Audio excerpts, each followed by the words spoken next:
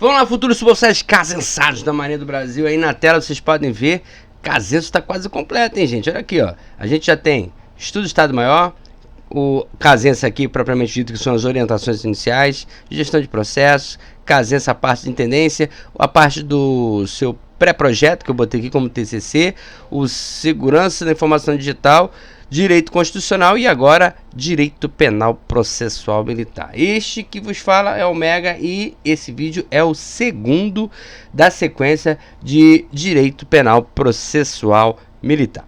Então vamos lá. No vídeo anterior a gente começou, né, o módulo de direito penal militar e direito processual penal militar e falamos de início, né, do conceito de crime. Fato típico, e dentro do fato típico a gente entrou em conduta. Falamos também de imprudência, negligência e imperícia. Hoje, nesse vídeo, a gente vai falar sobre o resultado.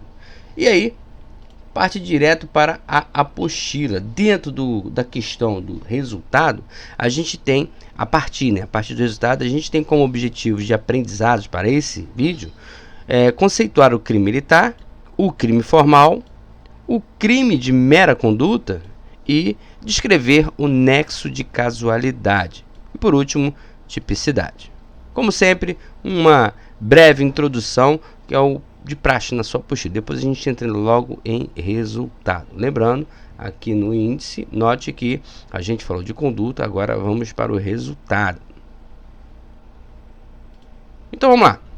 Já falamos bastante sobre conduta do agente, mas toda conduta é criminosa? Essa é fácil. Mas quais os demais elementos que precisaremos para enquadrar uma conduta como um fato típico? Como faremos a ligação entre conduta e o resultado? Nesse vídeo a gente vai tratar desses outros assuntos que cercam o mundo do crime. Conceito de crime. 2.1.1.2 Resultado. O resultado, como regra, é a modificação do mundo exterior causado por uma ação. Então, o sujeito age e altera de alguma forma esse mundo exterior. Eu tenho uma vida. O sujeito atira e põe fim a essa vida. O sujeito tem o seu patrimônio e vem o furtador e subtrai o bem que lhe pertence. Então, com sua ação, ele provoca um resultado, que é a modificação do mundo exterior. Quando falamos que o resultado é uma modificação do mundo exterior, estamos dando um conceito de resultado, que é o conceito naturalístico. Entretanto, diferentemente do que falamos no vídeo anterior sobre o dolo, aqui o resultado pode ser também normativo, que é o resultado cujo conceito não advém dessa modificação visível, mas é um conceito legal. Ele resulta da violação de um bem protegido por lei. Então, eu vou dizer que ocorreu o resultado quando a norma estabelecer o bem jurídico protegido e este for violado. Como exemplo, podemos citar o crime de violação de domicílio. Por que alguém invade a casa de outrem? Se você for analisar os resultados naturalísticos, possivelmente é algo que está além do próprio ingresso desautorizado. Mas, para a lei, basta um mero ingresso. No momento em que o sujeito ingressa na sua casa sem sua autorização, o resultado já está consumado. Na verdade, o agente queria muito mais do que isso. Ele entrou porque queria perturbar, roubar ou praticar outro crime mais grave, mas a lei se satisfaz com o mero ingresso no domicílio. Então, eu tenho aí um resultado normativo. Então, nesse caso aí eu tenho um resultado normativo. O resultado vai existir no momento em que o bem jurídico é violado, independente se o agente entrou sem permissão, não fez absolutamente nada ou foi embora. Mesmo assim, resta consumado o crime de violação de domicílio. Assim, em relação ao resultado, podemos classificar o crime em três tipos. Ele pode ser o crime material, o crime formal e o crime de mera conduta. Então, dentro do conceito de resultado e quanto à classificação do crime de violação de domicílio, a gente pode, né, em relação ao resultado, a gente pode classificar o crime em 3 tipos, que seriam crime material, crime formal e crime de mera conduta. Agora a gente vai falar um pouquinho de cada um deles. Crime material é aquele em que o legislador descreve um resultado. O resultado é normativo e o crime só se consuma quando o resultado naturalístico efetivamente ocorre. Veja que há uma coincidência dos dois resultados, naturalístico e normativo. Exemplo: homicídio simples. E aqui é bom a gente analisar os exemplos, porque lá na prova cai um exemplo desse para você analisar, tá? Homicídio simples. Aí ele vai falar do artigo do Código Penal, que também não nos interessa decorar isso aí, né? E vai dizer que esse artigo fundamenta o seguinte: matar alguém com pena de reclusão de 6 a 20 anos. Este crime só se consuma com o fim da vida, né? Então, o fato de matar, se você foi indiciado por ter matado alguém, vai ter que achar o corpo dessa pessoa morta, porque a pessoa tem que ter perdido a vida para poder ter consumado o crime. Este crime, aí ele fala, este crime só se consuma com o fim da vida. Só se consuma. Eu tenho um resultado normativo. O crime somente se consuma quando a vítima efetivamente morre, que é exatamente o mesmo resultado naturalístico. Morreu, acabou. Logo, temos a coincidência de ambos os resultados, naturalístico e normativo. Boa parte dos crimes são materiais. Crime formal. O resultado naturalístico não necessariamente coincide com o da definição que o legislador deu. Não é só a modificação do mundo exterior, mas essa modificação do mundo exterior na maneira descrita pelo legislador, ou seja, como está na lei. Exemplo: extorsão. É o artigo 158. Constranger alguém mediante violência ou grave ameaça e com o intuito de obter para si ou para outrem indevida vantagem econômica a fazer, tolerar que se faça ou deixar de fazer alguma coisa. O resultado que o extorsionário quer é a vantagem econômica, é o dinheiro. Mas se ele não conseguir o dinheiro, ele ficará apenas na tentativa. Mas nesse caso, o legislador pune o simples constrangimento, ainda que ele não tenha alcançado seu objetivo. Então, ele tentou extorquir, já é crime.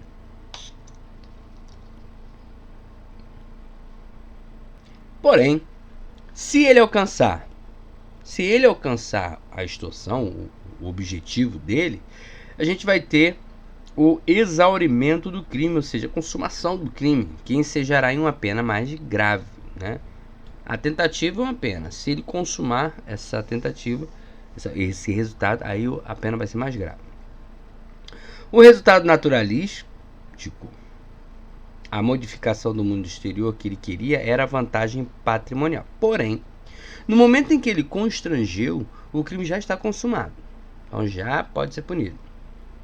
O legislador descreve o resultado naturalístico, mas o crime se consuma com a simples descrição legal, bastando apenas o resultado normativo.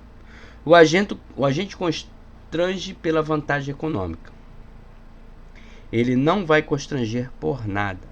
Ele constrange em busca de se apropriar do patrimônio alheio. Novamente, aqui.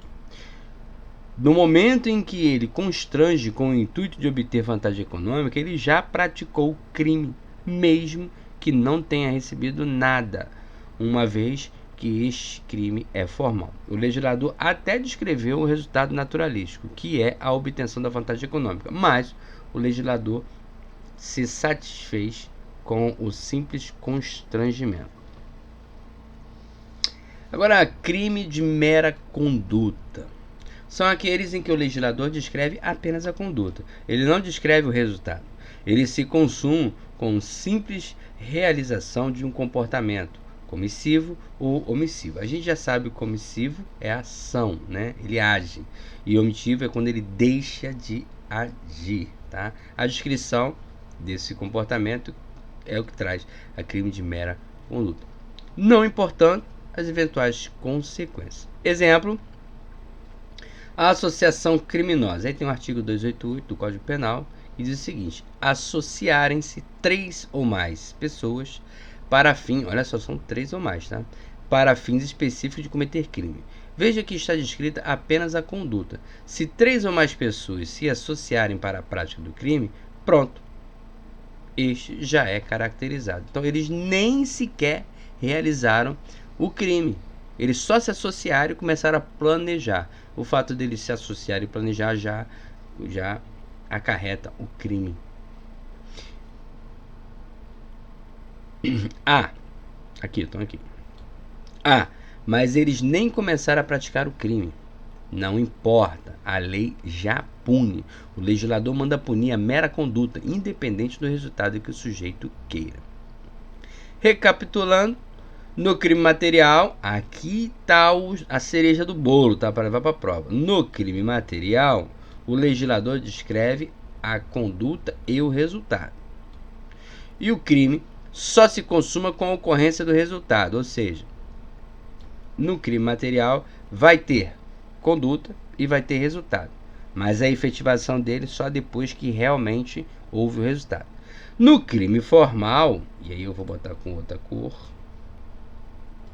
no crime formal ele descreve a conduta. Veja bem, aqui ele descreve a conduta e o resultado. No formal ele descreve também a conduta e o resultado, igual ao anterior, mas só vai ser consumado, só se consuma, não com aquele resultado descrito, mas se consuma antes. Então ele pode ser com o resultado? Pode, mas antes do resultado ele já se consuma. E é essa a grande diferença entre os dois. No crime material vai ter que ter um resultado para ele se consumar. No formal pode até ter, mas normalmente ele se consuma, normalmente não, ele vai se consumar antes do resultado. E por último, o crime de mera conduta, aí não precisa do resultado, né? Não precisa de resultado. Crime de mera conduta, ele só descreve a conduta. A própria conduta já é o próprio crime. Então, pode cair na prova alguma coisa relacionando ele, trocando isso aí, tá? Então, recapitulando, crime material, ele vai descrever a conduta e o resultado. E o crime formal também, tá? Conduta e o resultado. Porém, o crime material precisa do resultado para ocorrer. O formal não precisa do resultado, ele vai acontecer antes do resultado descrito. E por último, o crime de mera conduta, que é o simples fácil de você já ter uma conduta para praticar o crime, já é considerado crime de conduta. Agora, nexo de casualidade. O nexo casual é o liame, a ligação, o elo entre a ação e o resultado. Eu só posso imputar o resultado a quem agiu em sua direção. Em outras palavras, eu só posso imputar o resultado a quem lhe deu causa. Exemplo: A está no telhado de um prédio e B no telhado do prédio vizinho. Eles possuem um inimigo em comum, que é o Charlie. Quando o Charlie passa na rua, A e B atiram. A perícia não consegue detectar qual foi a arma, qual foi a munição que causou a morte. Só poderemos imputar o resultado morte em quem deu causa, relação causa e efeito. Neste caso, simplesmente não sabemos quem matou o Charlie. O que faremos nesse caso? Já que eu não sei quem matou e não posso imputar a morte aos dois, ambos responderão por tentativa de homicídio. Caso contrário, um deles estaria sendo apenado em excesso. A solução dada pela lei é tentativa de homicídio para os dois, mesmo havendo um cadáver. Mas por quê? Porque neste caso não conseguimos estabelecer o nexo causal entre a ação e a morte. Qual foi a ação? A ação é que eles atiraram. E qual foi o resultado? A morte. Só que aqui nesse caso ele não consegue identificar. Por exemplo, se eu disser punir, né, pela morte o candango alfa e não tiver sido ele, tiver sido bravo. E se eu punir o bravo e, na verdade, o projetil que matou o Charlie foi o da arma do B. Então, para evitar pena em excesso, ele vai apenar os dois com tentativa, porque os dois tentaram. Somente uma bala atingiu, então só um dos dois atingiu. Mas como não se consegue identificar de qual arma, de quem foi realmente o culpado, o gerador do resultado, então ele vai imputar a tentativa aos dois. É aquela história, na dúvida erra por menos, né? Pune a menor. Nesse caso aqui, desse exemplo, os dois quiseram a morte, mas um deles não conseguiu, não alcançou por circunstâncias alheias à sua vontade. Ele queria, mas ele não acertou. Vai ver, ele tinha catarata, não estava usando óculos, então não conseguiu acertar. Qual foi essa circunstância alheia à vontade? O outro conseguiu primeiro, mas quem conseguiu primeiro? Não sei. Porque não conseguimos estabelecer uma relação de casualidade entre a ação e o resultado consumado, que foi a morte. Não conseguimos. Então o que a gente faz? Nesse caso, entretanto, conseguimos demonstrar que ambos tentaram homicídio. Então, eu não vou punir pela morte, pelo resultado, porque eu não consegui identificar quem foi a origem desse resultado. Mas uma coisa eu tenho certeza, os dois tentaram, então eu posso punir os dois por tentarem. E aí, eu não consegui o nexo casual, mas eu consegui a tentativa. O artigo 13 do Código Penal e do Código Penal Militar, o artigo 29, tratam do nexo casual da seguinte forma. O resultado, que no caso acima foi a morte, o cadáver, né, de que depende a existência do crime, somente é imputável a quem lhe deu causa. Então, o resultado é imputado a quem deu causa. Só que eu não sei quem deu causa, então eu não posso imputar esse resultado a ninguém. Considera-se causa a ação ou omissão sem a qual o resultado não teria ocorrido. Aí, a ação ou omissão a gente já viu no vídeo anterior, comissivo e omissivo, né? O que é causa? Causa é aquela ação sem a qual o resultado não teria ocorrido. Então, a causa pode ser uma omissão também, tá?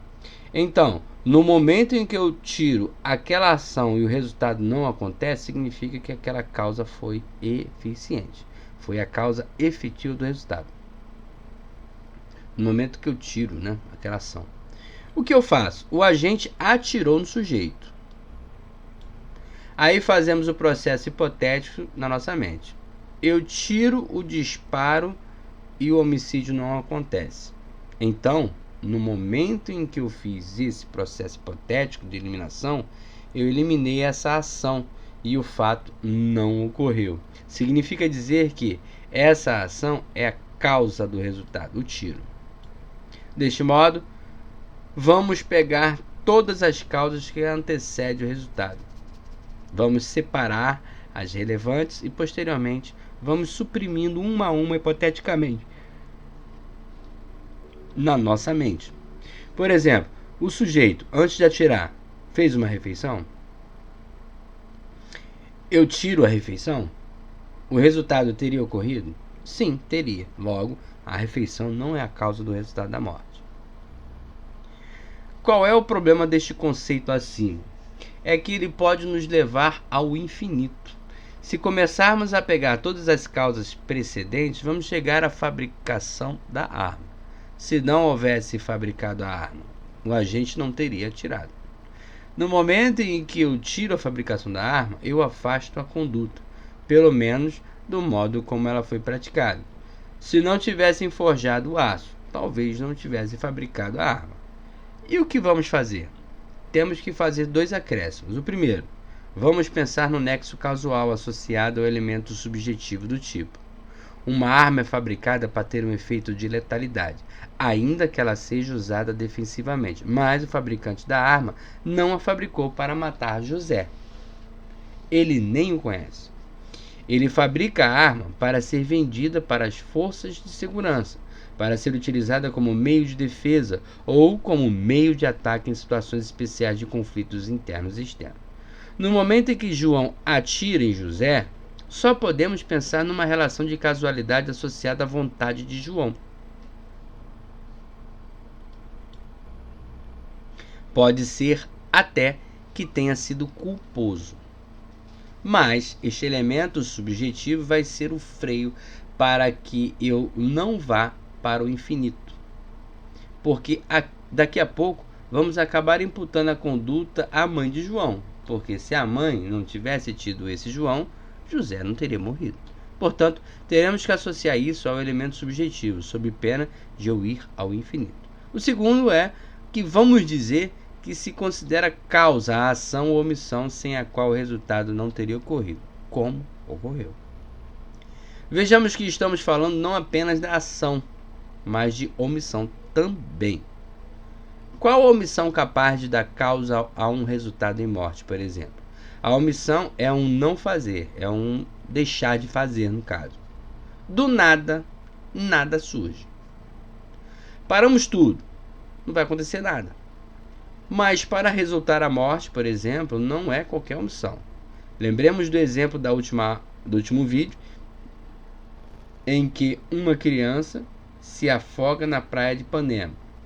E ao ver a criança se debatendo, o que você fez? Nada. Nesse caso, o resultado morte para você não vai ter tanta relevância.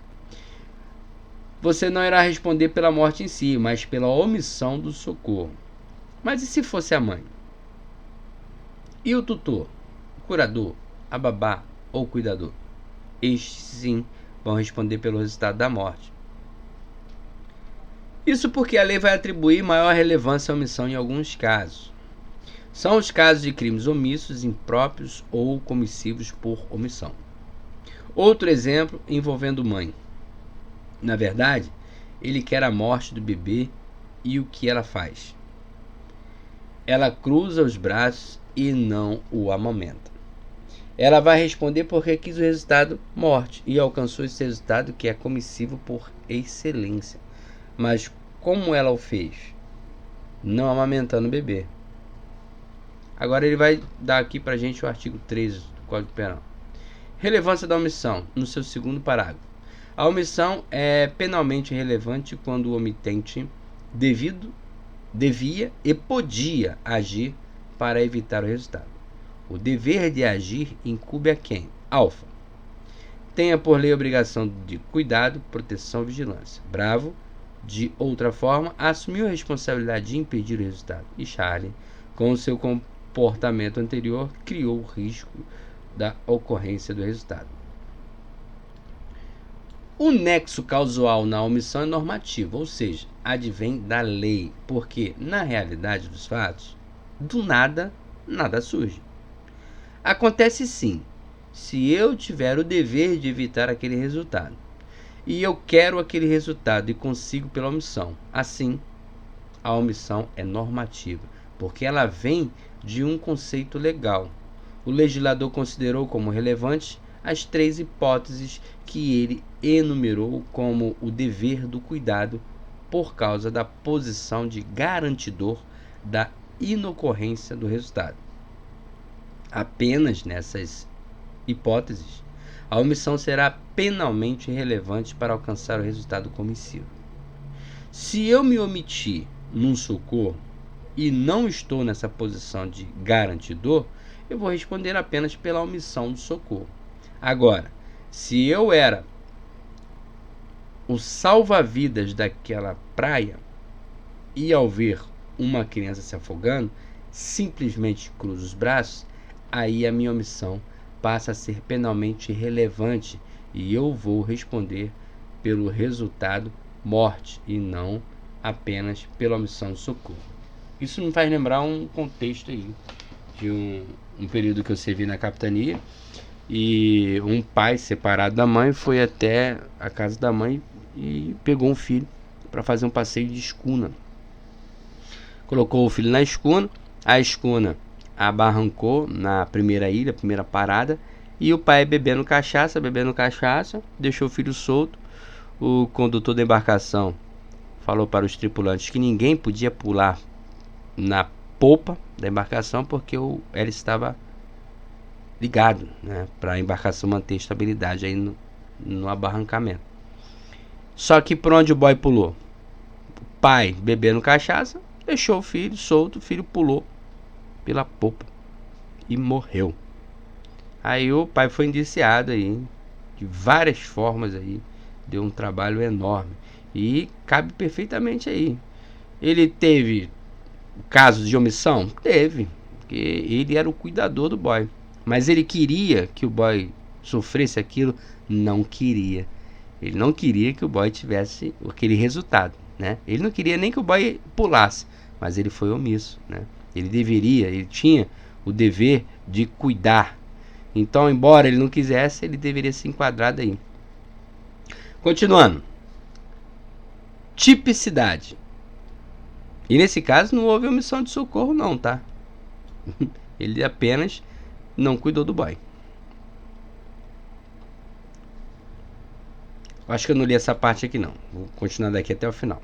Agora, se eu era salva-vidas daquela praia e ao ver uma criança se afogando simplesmente cruzo o braço, aí minha omissão passa a ser penalmente relevante e eu vou responder pelo resultado morte, não apenas por omissão. Tipicidade. O que é tipicidade? Tipicidade é o conjunto de elementos descritivos. Só um minuto. Gente, olha só.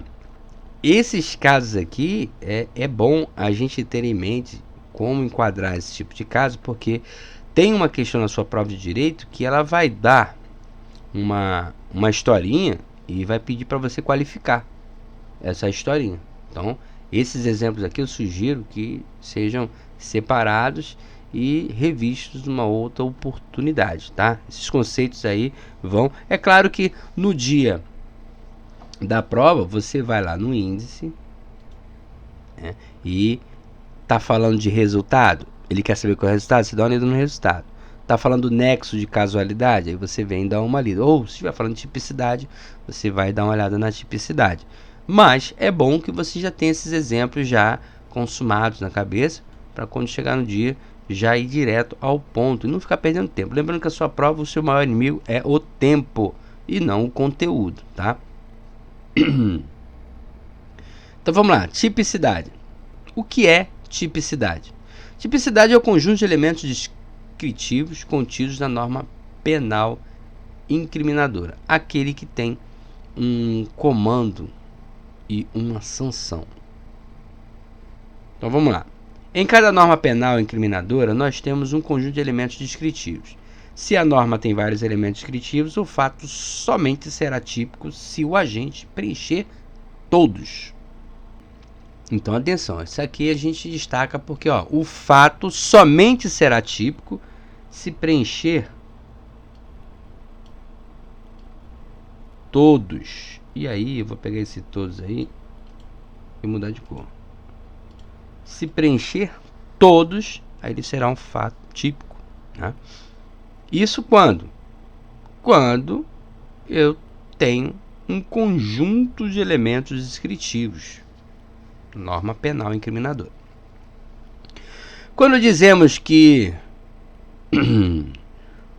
um fato é típico, queremos dizer que o agente, com a sua conduta, preencheu todos esses elementos. Por exemplo, um sujeito pega um celular acreditando ser de propriedade de outro, porém, mais tarde percebe que era seu, comprado recentemente. Não há prática de crime de furto, pois o furto só ocorre quando se subtrai coisa alheia, móvel.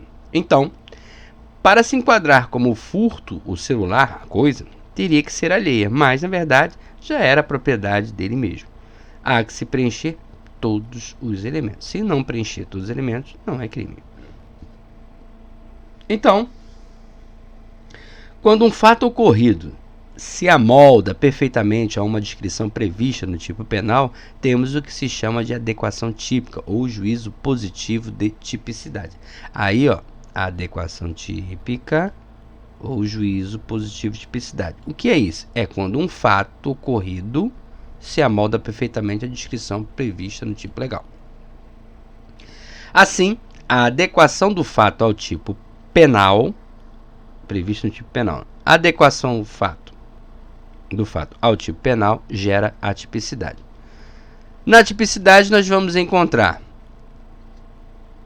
esses três elementos aí, que seria os elementos subjetivos, os elementos objetivos e também os elementos normativos. Então, olha só.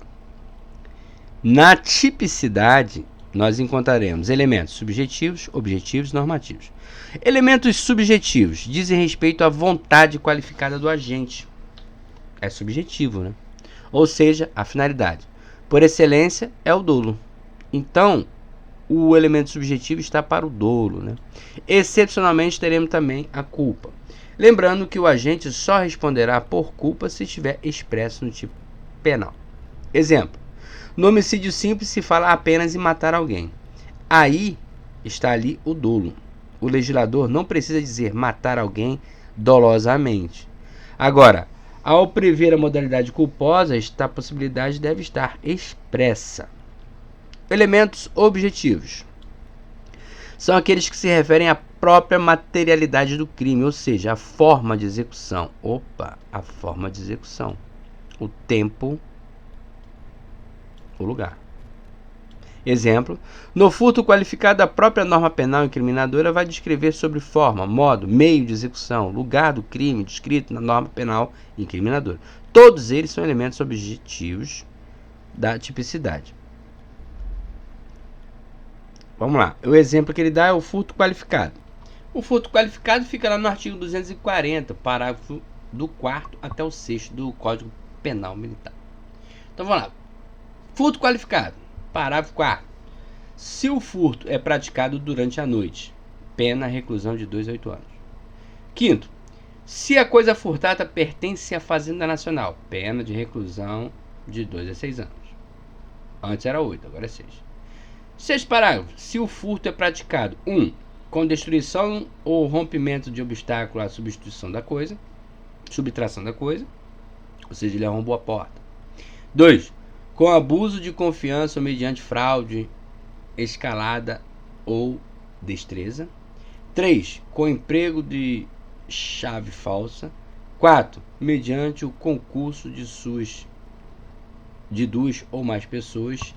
Para tudo isso, a pena é de reclusão e de 3 a 10 anos. É a maior, né? Então, primeiro, furto praticado durante a noite. Se foi à noite, 2 a 8 anos de cadeia. Se o que foi roubado pertencia à fazenda, então é de 2 a 6 anos de cadeia. Agora, se esse furto foi praticado com destruição, arrombamento da porta, por exemplo, e quando ele premeditou, né, ele abuso de confiança, fraude, ele criou uma situação, se ele empregou chave falsa, ou se houve associação de 2 ou mais pessoas. Tudo isso vai ser de 3 anos a 10 anos de cadeia. Você não precisa gravar isso aqui não, tá? Isso aqui é só um comentário que ele coloca, tá? Aliás, você não precisa decorar nada disso, porque você vai lá no índice, furto qualificado, está dentro das tipicidades, né? Isso que você precisa saber para a prova. Você precisa saber que o furto qualificado está dentro da tipicidade. Por quê? Aqui no índice vai ter tipicidade, mas não tem aqui escrito furto qualificado. Tem nada disso. Pode cair na prova? Pode. Então você tem que saber identificar isso. Furto qualificado. Vou até colocar lá no índice lá, a caneta. Furto qualificado está dentro da tipicidade. E detalhe, dentro da tipicidade, mas ele está sendo citado como elemento objetivo, tá? E esses 3 elementos aqui também não estão lá dentro da tipicidade, não. Vou até colocar a caneta lá para não tocar onça. Então, tipicidade. Vamos lá. Com tipicidade, a gente tem objetividade. Subjetividade, objetivos, elementos subjetivos, elementos objetivos e elementos normativos. Aqui dentro da tipicidade tem elementos objetivos, elementos subjetivos e elementos normativos. Tudo nessa página 159. Agora, por último, elementos normativos. São aqueles que vão demandar um juízo de valor. Exemplo, injúria. No artigo 140 e no artigo 216 do CPM, trazem o crime de injúria. Injuriar alguém, ofender-lhe a dignidade ou o decoro. Mas, que venha a ser dignidade e decoro são elementos normativos do tipo, porque vamos ter que emitir um juízo de valor sobre eles. A norma penal incriminadora pode trazer os 3 diferentes elementos, como só pode trazer um ou dois desses elementos. Comete o crime aquele que adequa a sua conduta ao tipo penal. O sujeito vai cometer o crime quando adequar tipicamente a sua conduta à norma. O fato será típico quando faltar um dos elementos descritos na norma penal incriminadora, que tem que tipificar em todos, né? No exemplo do celular, o agente subtrai uma coisa própria. Faltou um elemento, coisa alheia, né? Quando ele subtraiu, depois descobriu que o celular era dele, então não caracterizou o crime. Logo, a sua conduta é atípica. Ele não amoldou a sua conduta à norma. O tipo penal não se enquadra, não se encaixa, não vai existir crime. Como você vai roubar uma coisa sua? É sua, então não tipifica crime.